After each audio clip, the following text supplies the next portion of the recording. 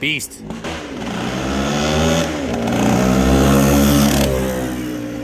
Big bore. Listen to this thing. Classic big bore Bultaco. Thumbs up for the Bultaco. New coffee company. Check this thing out, man. The original big bore.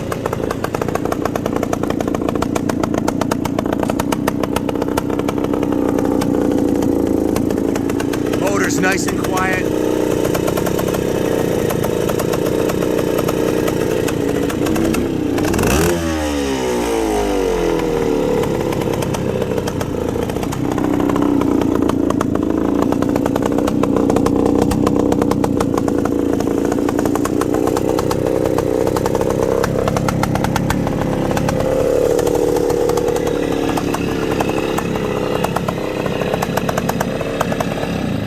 What a machine.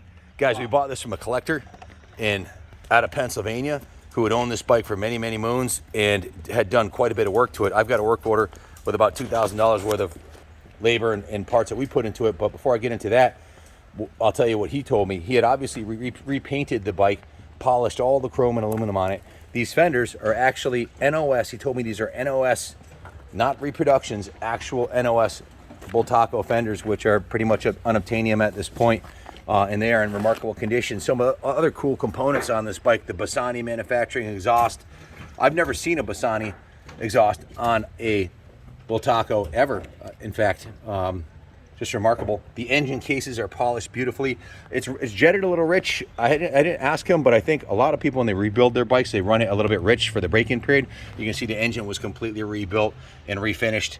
It's just beautiful. B-Tor shocks are in beautiful shape.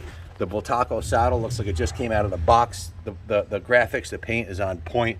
The original Alpina decal, the kickstand, and the cycle parts are in remarkably good condition, including the frame rails, which show no indication of being ridden by a pro trials rider like this guy, because quite often if they were raced off-road, those would be smashed in. Some really cool period correct things on this, like check out this little spark plug mount that has the plug wrench and two plugs mounted on the frame. That was something that riders would use during their day, and you can see the thumbs up Bultaco logo right here on the original factory forks, which were polished beautifully during the restoration process, along with the rims. The chrome on the forks is in like new condition, not pitted. It is a new front fender. Even the headlight bucket looks brand new. All the nuts and bolts and all the cycle parts are in pristine condition. Take a look at the pictures on the eBay ad. Blow it up. You can see the finish on the bars. The original speedometer showing just 2,798 miles. The levers, the lever covers, the throttle cable appears to be brand new, as do the grips. And these are not aftermarket grips, guys. These are the thumbs up Bultaco grips, which are pretty much unobtainium. The original mounting system for the original speedometer is intact.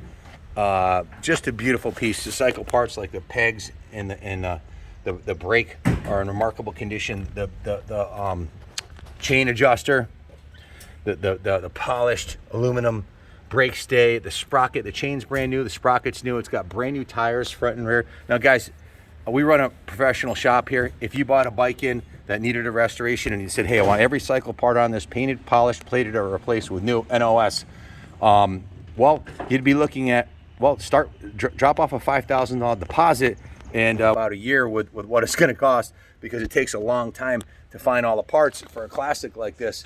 You're looking at somewhere between 70 and 100 hours in labor at $120 an hour. That's what most shops charge. We round it down to 100.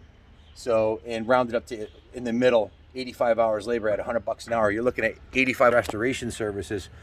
This has the original Acron sticker on the rim. The rims are polished beautifully. The hub's polished beautifully. The spoke, the inner assembly for the brake hub has been repainted and refinished.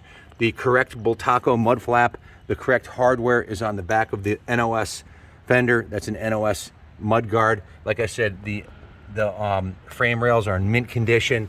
So you'd be looking at a few $1,000s in parts and paint. So, you know, to restore one of these from scratch, you can easily spend $10,000 in 6 months to 2 years of your time, depending on if you're doing it nights or weekends or whether it's a full-time avocation. But all the hardware is done right on this bike. It's beautifully done. Now, Bill is our resident Bultaco expert. I went over the bike here. I know he wishes it was jetted right so he could have wrung it out to the moon, and that's probably why they put it in there. So that's why a lot of, like the Mako 700 came jetted fat, because you risk blowing up a new engine. So obviously the jetting's got to be changed. What are your thoughts on the bike? And tell us a little bit about the history of Bultaco. Before I turn it over to you, Bill was a professional trials rider, 5-time Isle of Man racer. He was actually on the catalogs for OSA. He was the rider that was in the brochures for OSA in the day. Just a well-rounded motorcyclist and done racing of all type, and knows a lot about Bultaco. So Bill, take it from here, bud. All right, Ken. This bike is beautiful. I mean, it represents so well that period of time when the Bultaco Alpina was ruling the roost.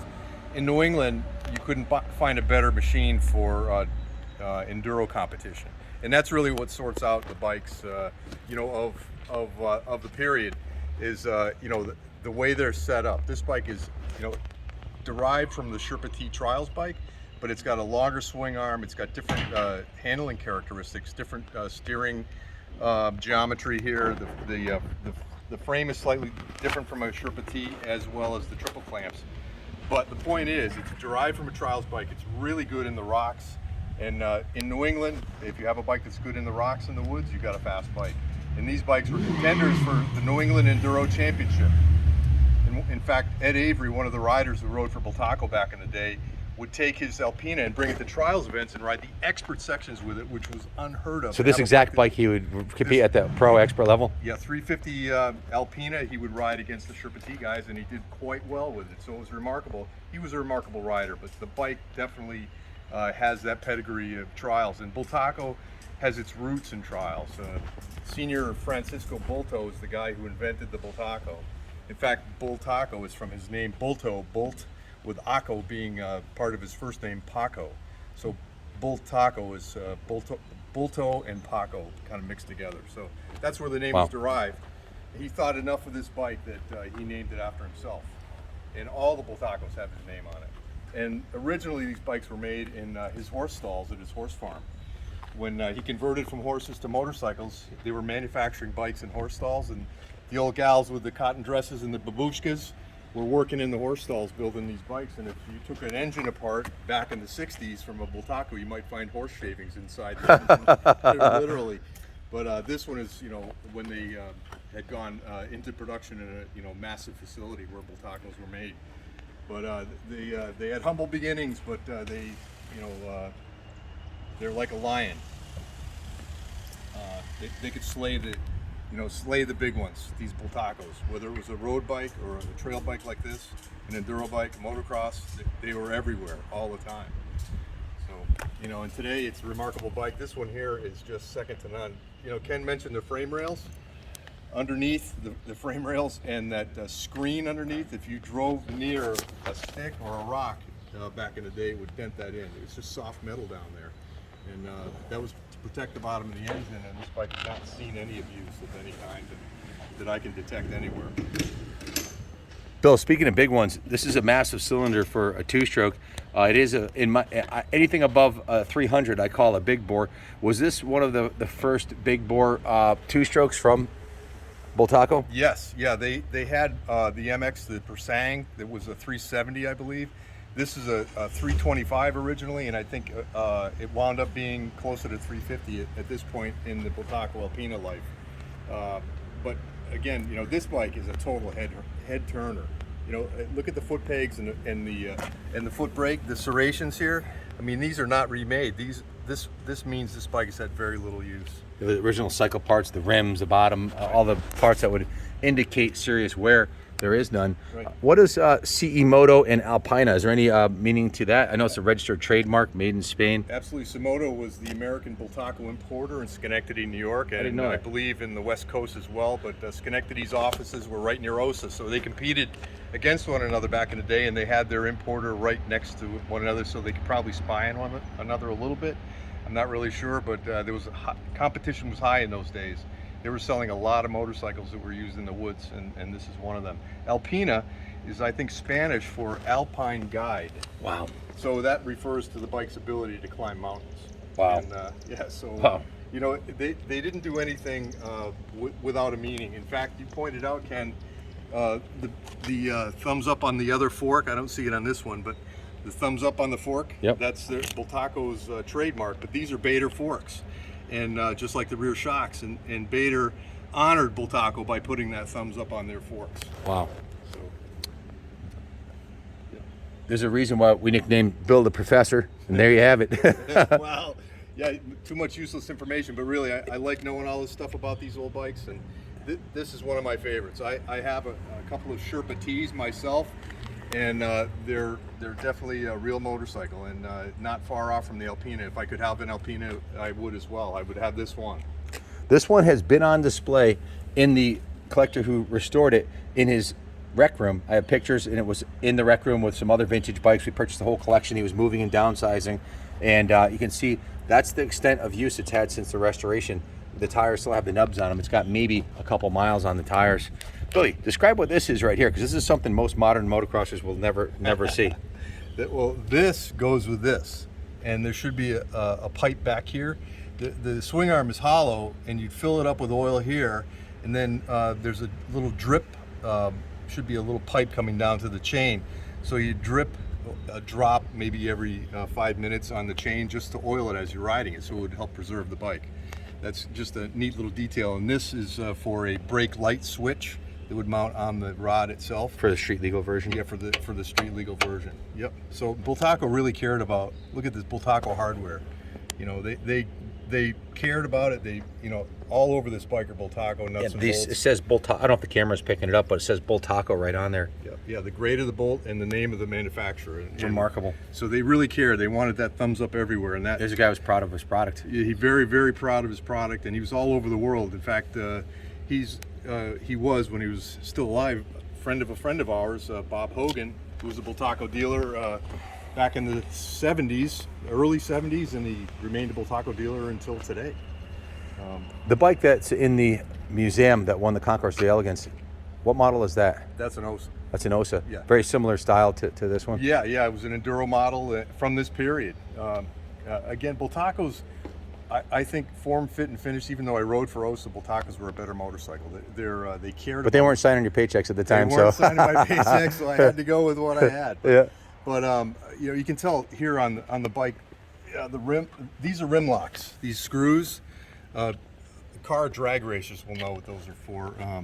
But they're used as rim locks. That's the only production bike I've ever seen with those. Yeah, Bultaco were basically the only company that I knew of that did that, but they did it for two reasons. One, it was more secure rim lock, and two, it was a lot lighter weight. Those big clunky rim locks, a lot of the manufacturers back in the day had two of them. And the balancing would be better They too, wouldn't it? threw off the balance and everything. Yeah, this is just a simpler way to manufacture the bike, and a more secure way to keep the tire from spinning and breaking off the stem. That's the whole point of having these on here, is so you could run low pressure with power and not snap the stem off, just by keeping the tire where it belongs. So guys, this bike's going back in the museum where it belongs, but if you want to ride it, basically a Bing jetting kit, go down 1 or 2 on the main, it'll clean right up. It's jetted really fat for the fact that it has a brand new motor in it. It's an AML carburetor. Oh, I'm sorry, AML. I don't know why I thought it was a Bing. Yeah, Spanish AML, but you know they did have Bings as well, but this one has the old AML. A really easy carburetor to work on, very simple. Bultaco expert, that's for damn sure. But I know when I see a beautiful bike and this thing's... Agreed, 100%. He is the Bultaco expert. That's why he's out here. So, guys, if you have any questions about this bike or any of the bikes we have for sale, give us a call, 860-454-7024. The professor himself will more than likely, him or his daughter will answer the phone here, or Junior or myself. And, you know, Father's Day is coming up in a couple weeks.